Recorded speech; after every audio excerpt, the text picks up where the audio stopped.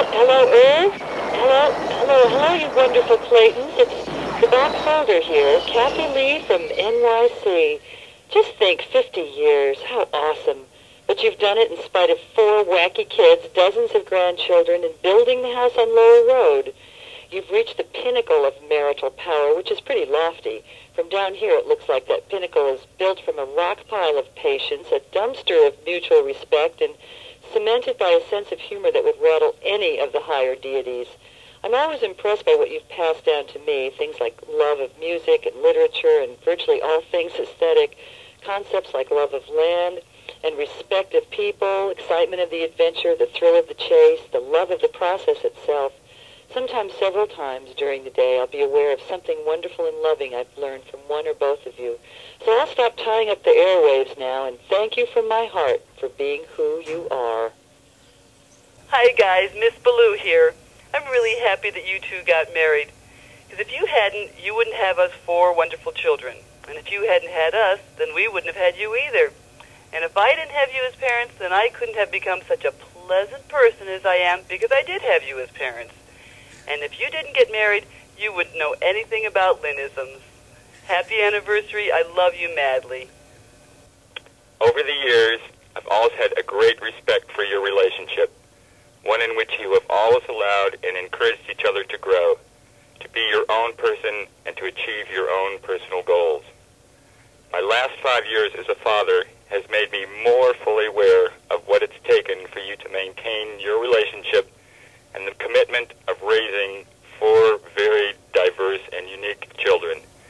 It's taken you a lot of understanding and even more patience for what you didn't understand but were willing to accept most of the time.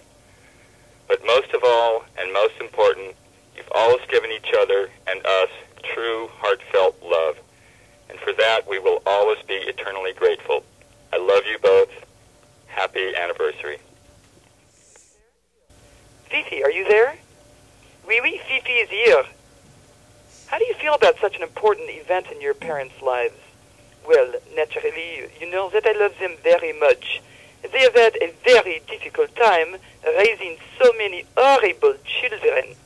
So you can imagine the sympathy I feel for them, huh? How would you best describe your parents? I think I would say, how you say in English, kooky, and a little weird. But they have been so much like parents to us for so many years that I have really grown to love them. Every year I see that they try to love us too, and of course that helps tremendously. If you could change one thing about your parents, Fifi, what would it be? Certainly everyone knows the answer to this question, but if you are silly enough to ask, I will be silly enough to answer. They made a terrible mistake so many years ago when they wasted their time taking pictures of the other 3 children, Catherine, Lenny, the Badini, and the monkey, Joko. The thing I would change is that they obviously have no taste for the aesthetics in life. Or, otherwise, they would have only taken the pictures of moi and moi alone.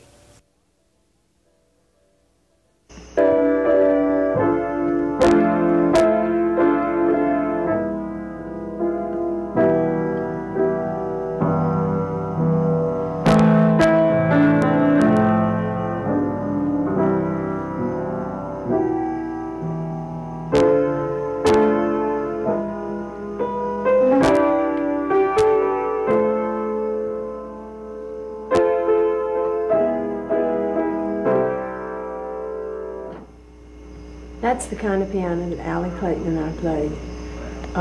She could make hers go somewhere more often than I could. But those are the kind of rhythms and harmonies that we like. And that's the way we looked when we were working at Travco. And it would be fun to look that way right now. But I'll bet you that I would love looking at Allie Clayton however she is. I went out to McGavock Pike trying to find the house that you used to live in, and the changes were almost agonizing. Not only could I not find the house, I couldn't find the meadow that used to be up behind the house, the pasture. And they've even moved Shoney's big boy. As soon as you take it down. Yes. Ready? Go. Oh, Dan. Remember Macbeth? Oh, yes. John did beg you to do it, didn't he? He really did. I mean, I left town for 2 weeks hoping he wouldn't cast me, but he did. He cast me, but I didn't make the program. I know. What happened to that? I don't know. Well, I see that I was Ross. Yeah. And several other things I thought. I was a tree. That's right. When I'm an old woman, I shall wear purple with a red hat, which doesn't go and doesn't suit me. And I shall spend my pension on brandy and summer gloves and satin sandals and say we've no money for butter.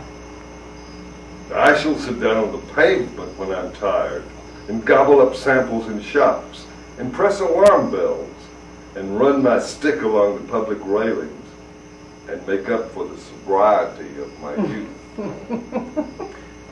I shall go out in my slippers in the rain and pick the flowers in other people's gardens and learn to spit.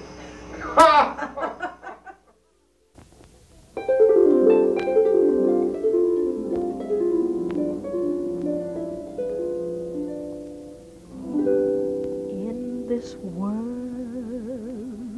of ordinary people, extraordinary people, I'm glad there is you. In this world of overrated treasures and underrated pleasures, I'm glad there is you. Hi, John and Allie. This is Ann Clayton Rock, coming to you from Stillwater, Minnesota. 50 years together as man and wife. Congratulations. The surprise is not the fact that you've stayed married that long. It's the fact that 50 years has gone so fast. When God invented marriage, I think it was meant to be just the way you two have lived it. At least that's my impression. You live up to the admonition to love and honor each other till death do us part. And don't forget to enjoy it. I've always placed you both on pretty lofty pedestals, and you still look great up there. Thanks for being an important part of my life, John and Allie. I sure am glad we're related. Congratulations, and my love to you both on your 50th wedding anniversary. I'm glad there is you.